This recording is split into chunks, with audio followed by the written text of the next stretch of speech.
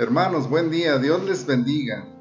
Agradecemos al Señor que nuevamente Él nos da la oportunidad de compartir su palabra, de meditar en su palabra y nos da la oportunidad de ser edificados y bendecidos a través de ella. Nos gozamos en el Señor, que Dios ha sido bueno con cada uno de ustedes.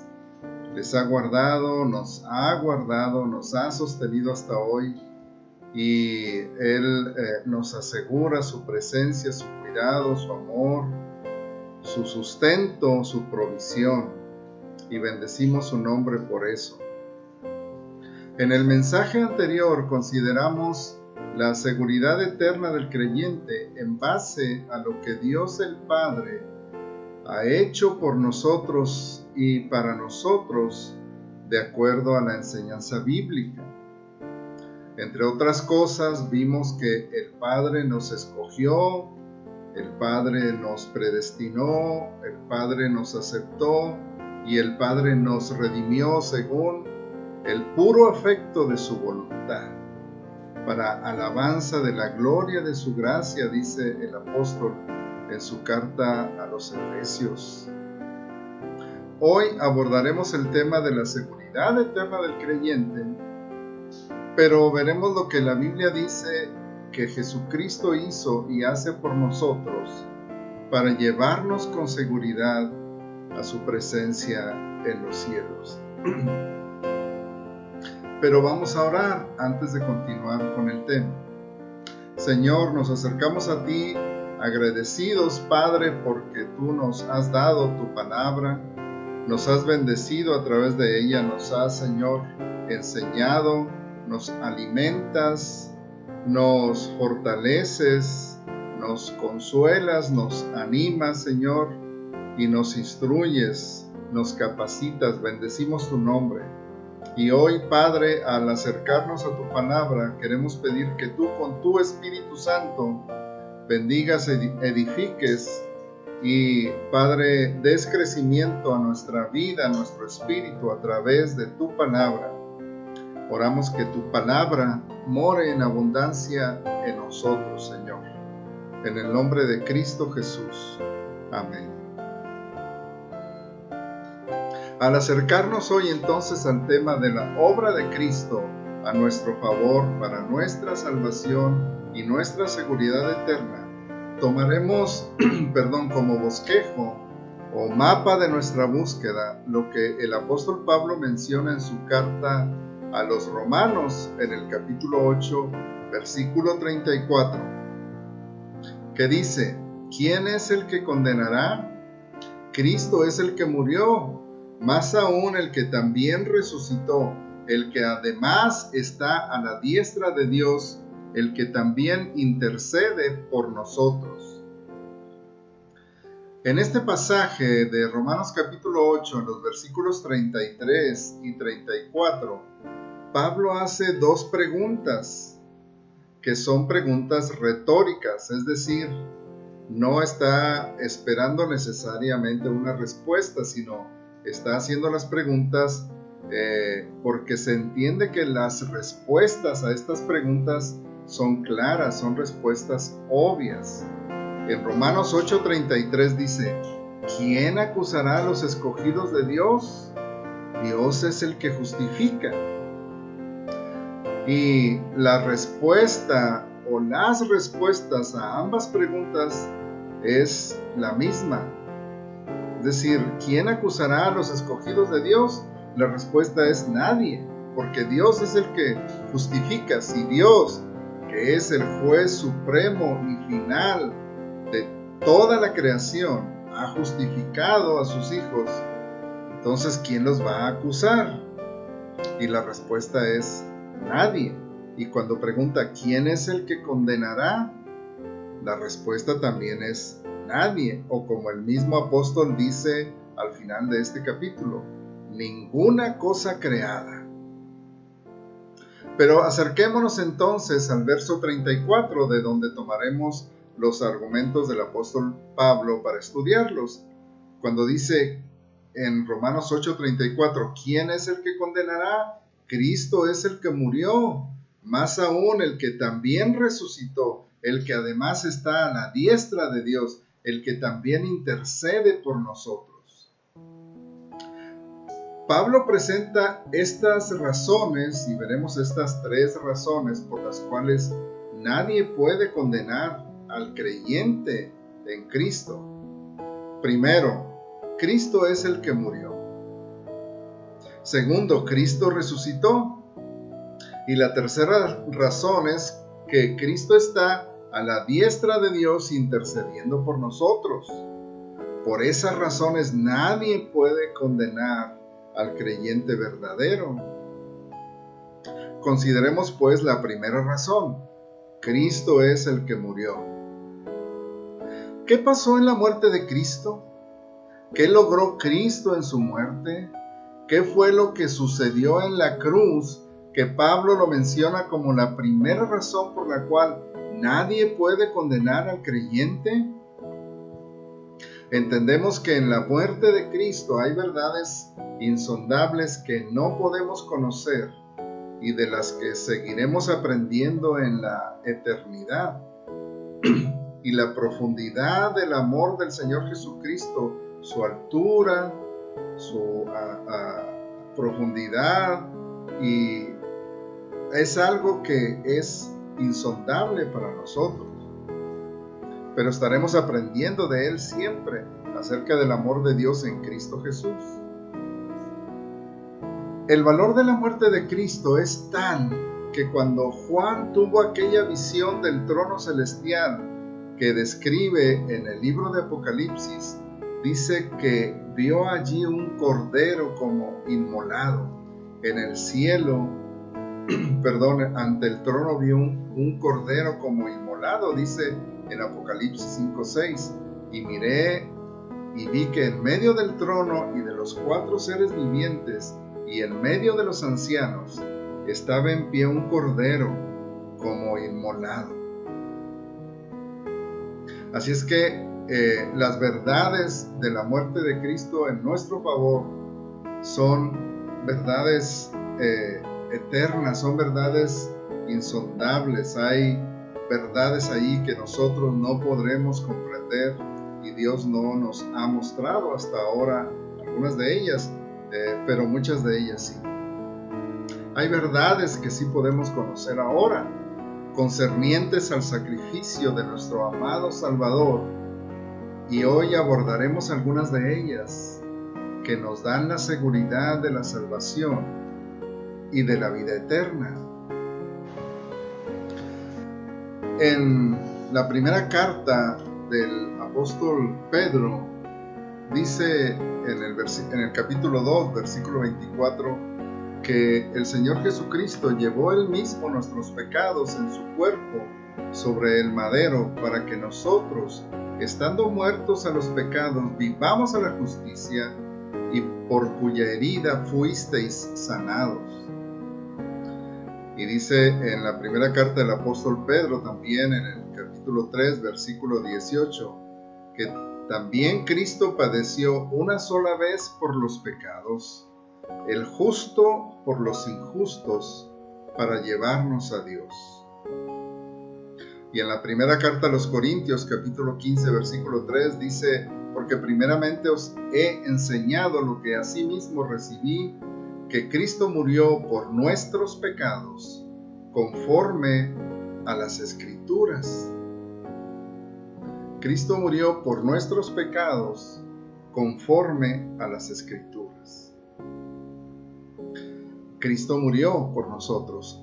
La muerte de Cristo fue una muerte sustitutoria, es decir, Jesús murió en lugar de otro o de otros. En este caso, Cristo murió en lugar de nosotros, que somos los injustos.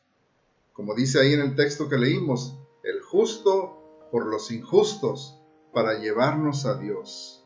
Su muerte fue una muerte en lugar de, una muerte en sustitución de, y en este caso de nosotros, los injustos, los pecadores.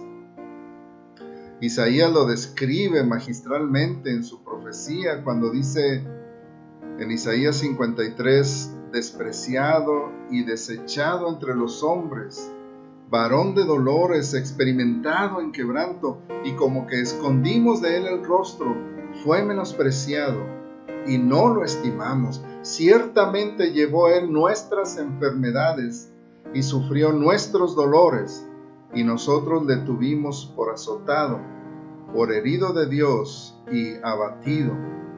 Mas él herido fue por nuestras rebeliones, molido por nuestros pecados.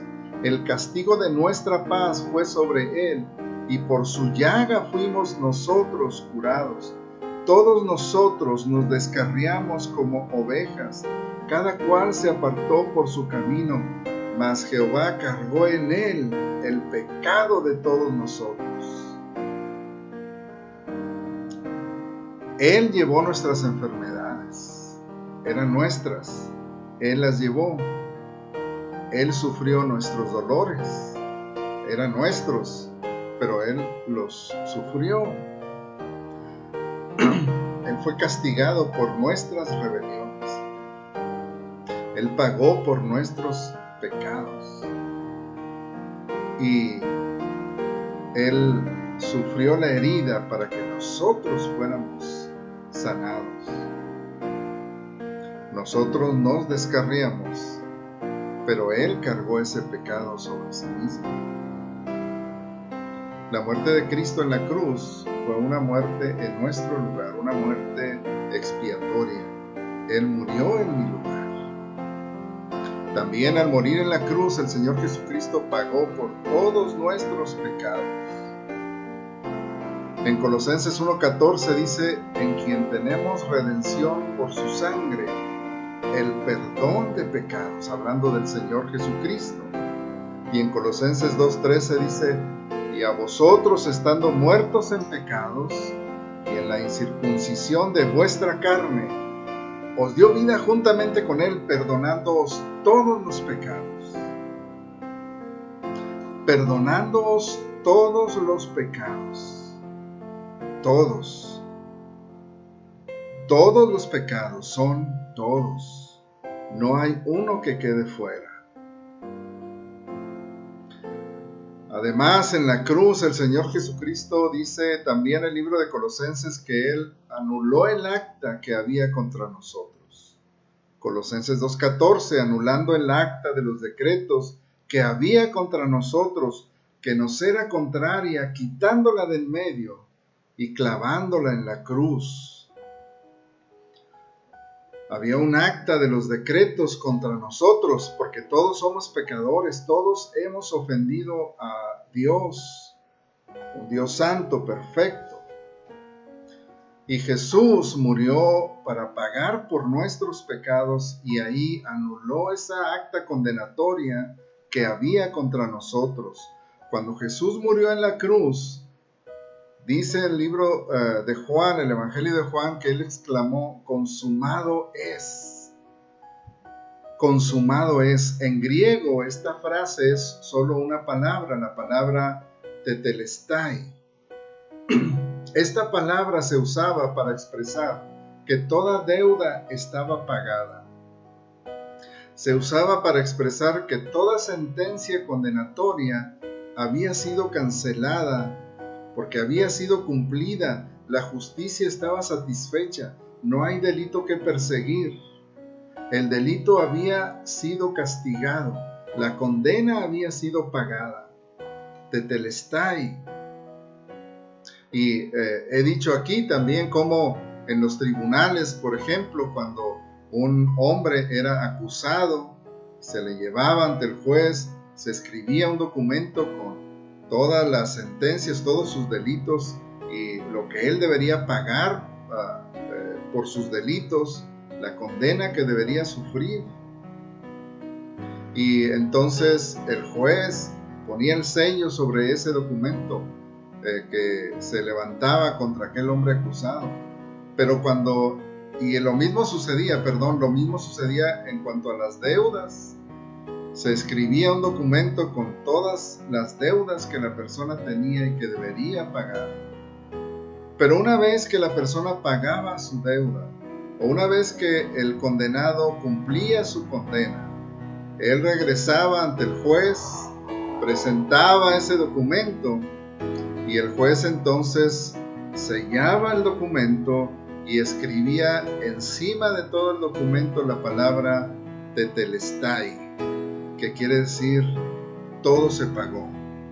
La condena se cumplió, no hay delito que perseguir, la deuda se pagó, no hay nada que se deba ya. Tetelestai. En la cruz el Señor Jesucristo anuló el acta de los decretos que había contra nosotros. Por eso el apóstol Pablo pregunta retóricamente en Romanos 8:34, ¿quién es el que condenará? La respuesta es nadie, ya que Cristo ya murió y pagó toda condena.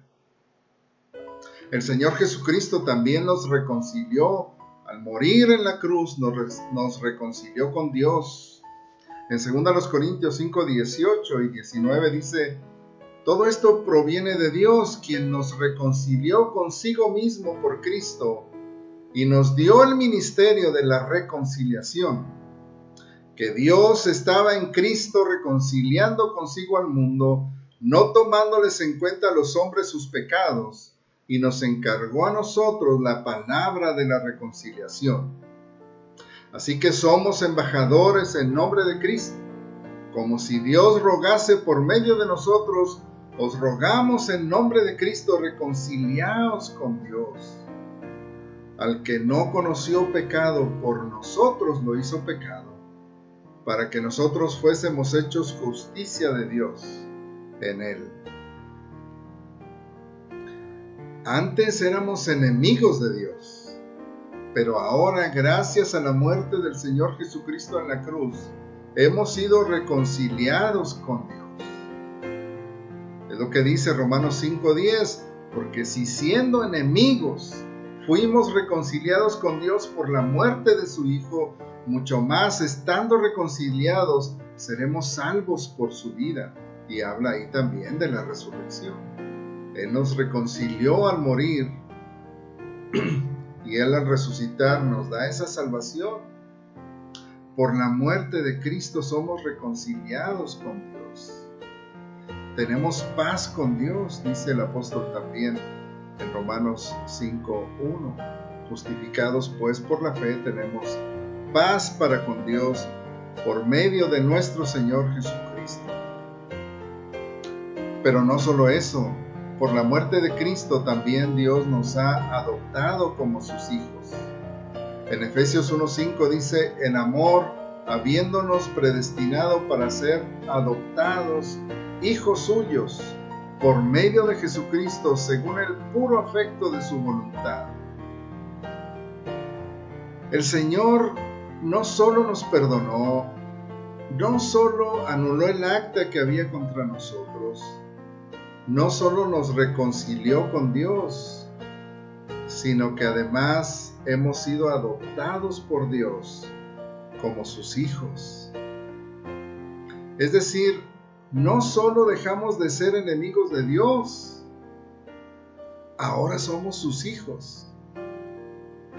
Dice en Gálatas 4:7 que así que ya no eres esclavo, sino hijo, y si hijo también heredero de Dios por medio de Cristo. Por su muerte Jesucristo nos hizo hijos de Dios, ¿no? No solamente hemos dejado de ser enemigos, somos hijos. Por la muerte de Cristo también fuimos redimidos de la maldición de la ley.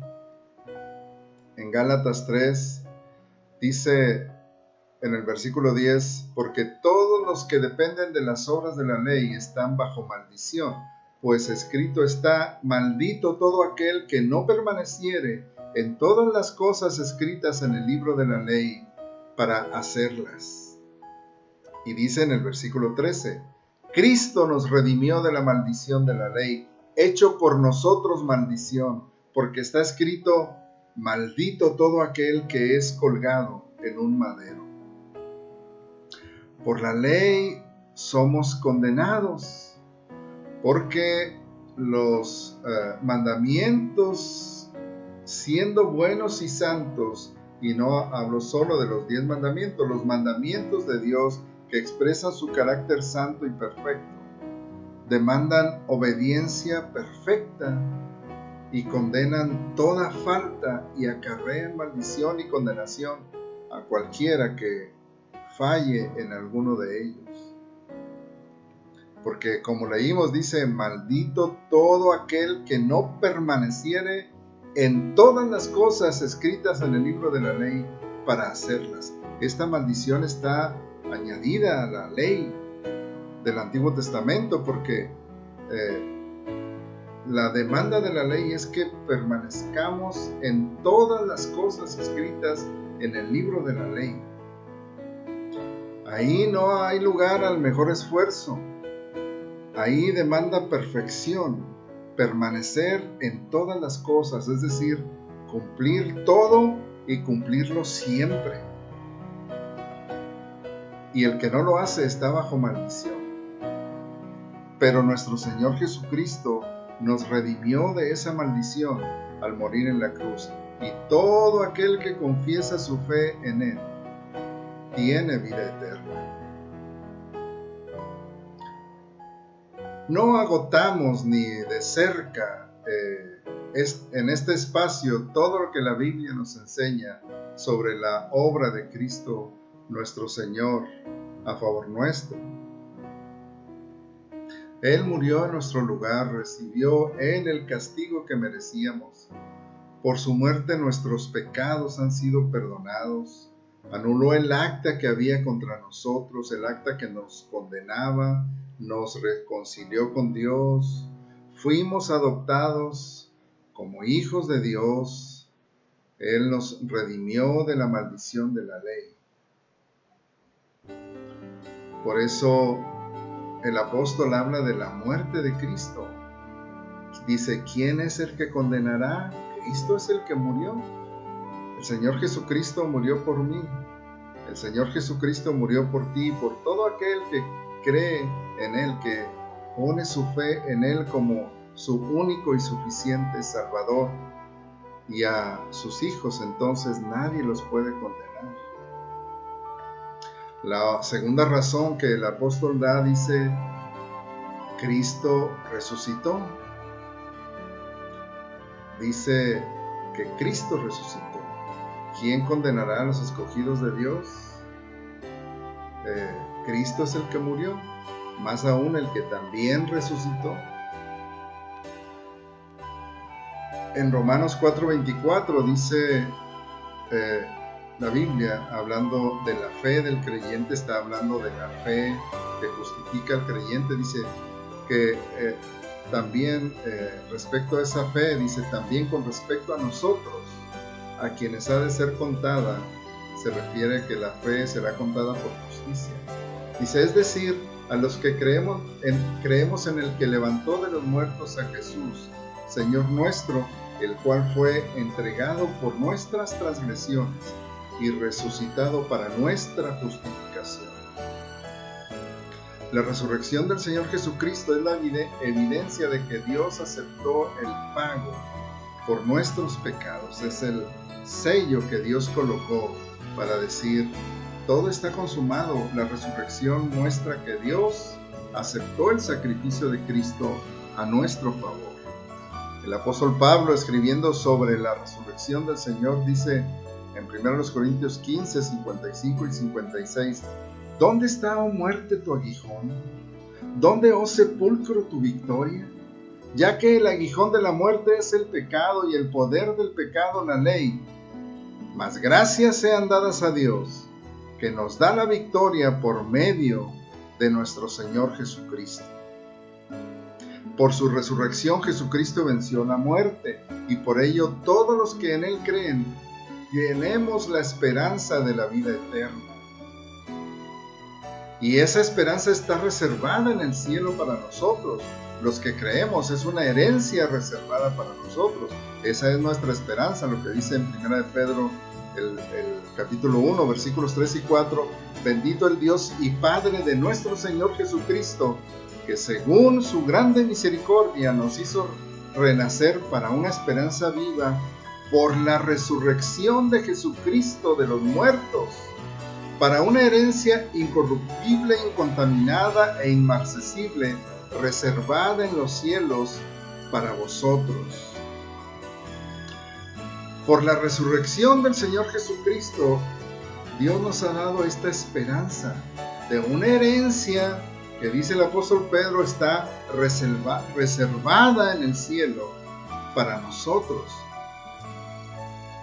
¿Qué quiere decir cuando dice que está reservada?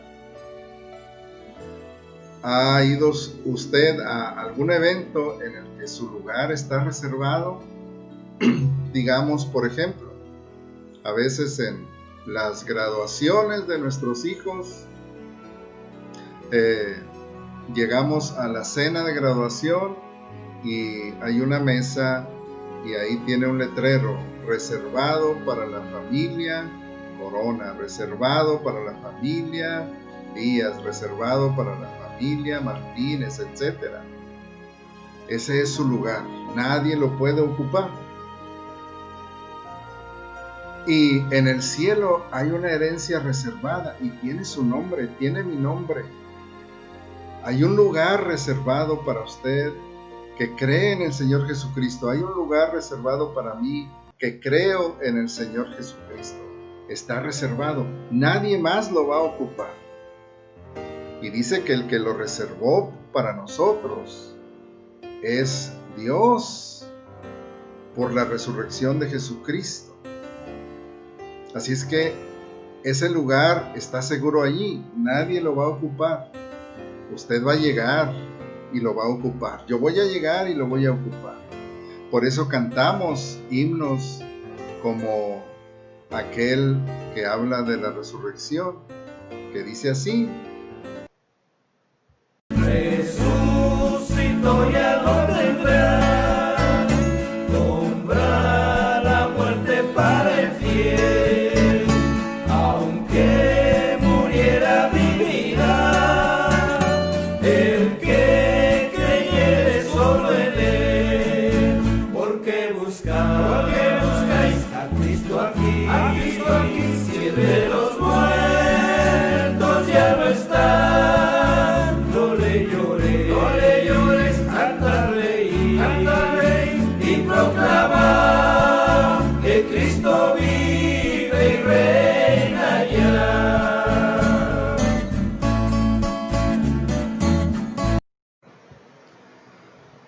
o aquel himno que también habla de un bello hogar al que vamos a morar.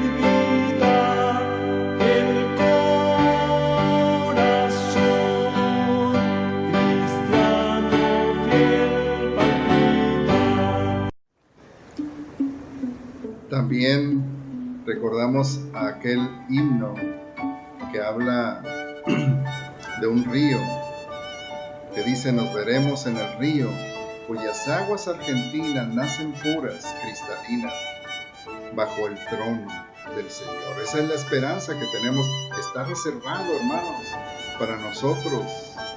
Nadie lo puede quitar. Y la tercera razón que consideraremos de Romanos 8:34 es que Jesucristo intercede por nosotros.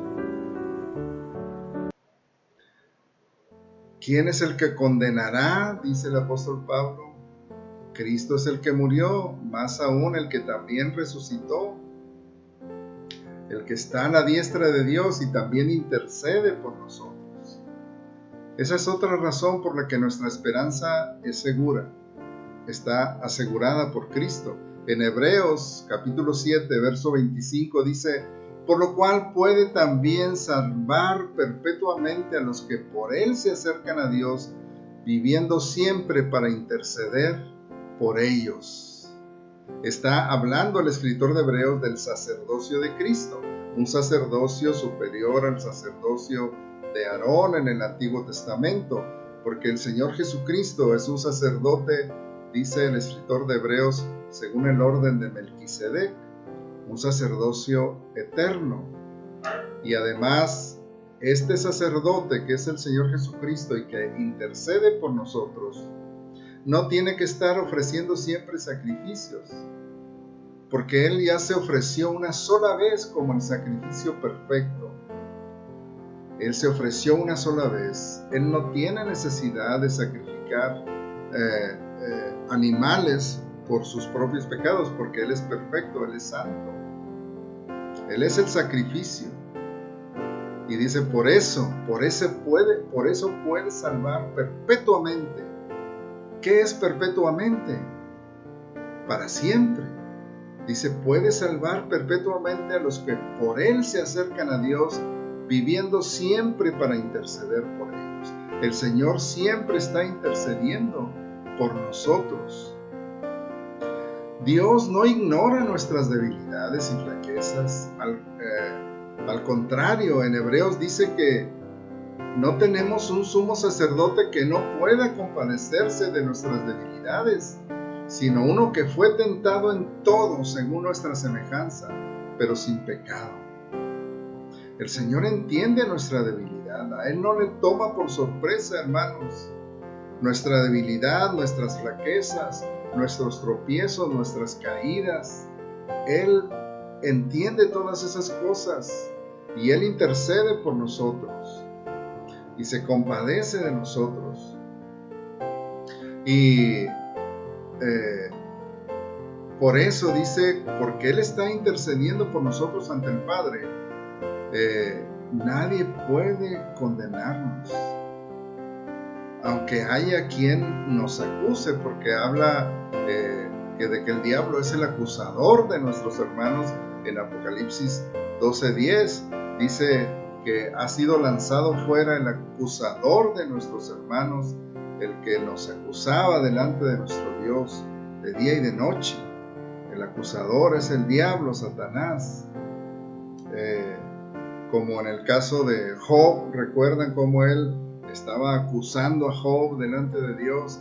Es que Job te sirve de balde porque tú le cuidas en todas las cosas. Es que toca su cuerpo, que se enferme para que veas cómo blasfema en tu propia presencia, etc. Por eso el Señor nos ha provisto de un abogado, y en esto es también parte de la intercesión del Señor Jesucristo por nosotros. Y en 1 Juan 2:1 dice: hijitos míos, estas cosas os escribo para que no pequéis. Y si alguno hubiere pecado, abogado tenemos para con el Padre, a Jesucristo el justo.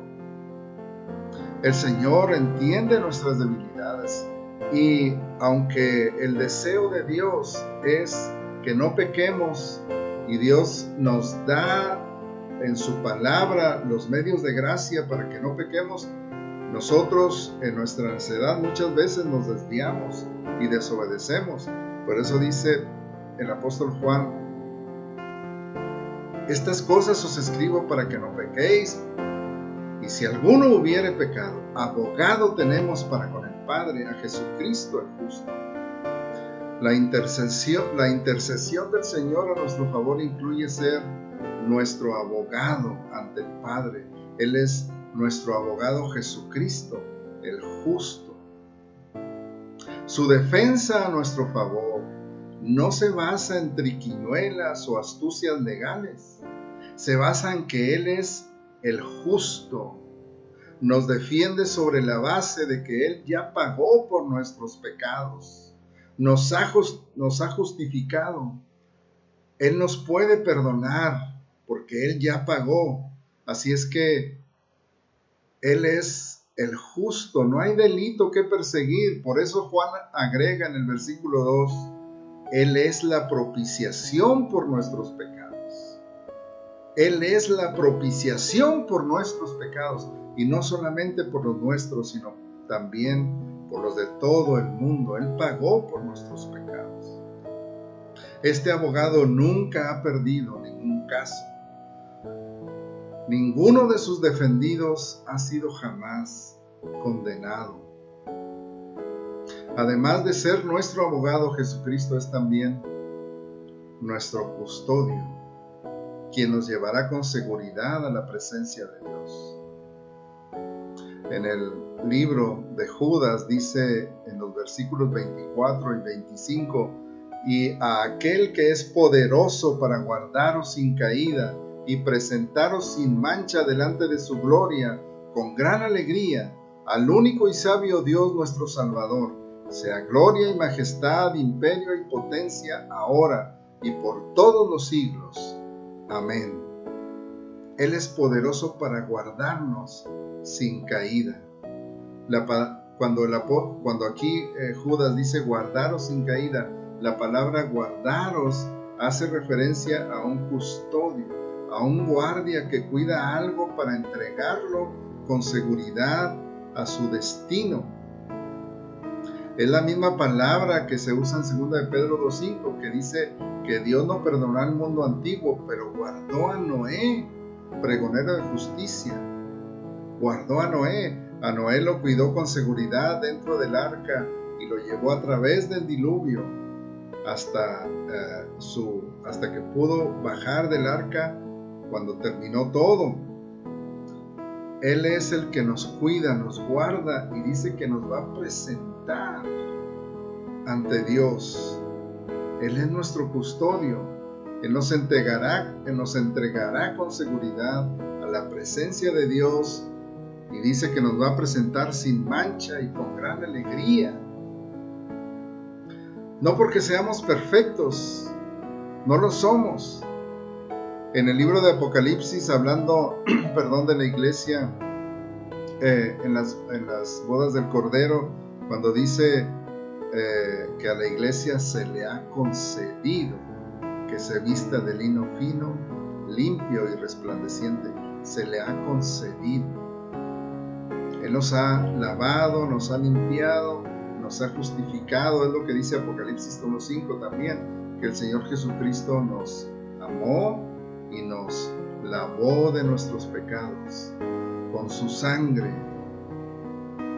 Y por eso Él nos va a llevar con seguridad y nos va a presentar sin mancha delante de Dios, sin caída, con gran alegría ante su presencia.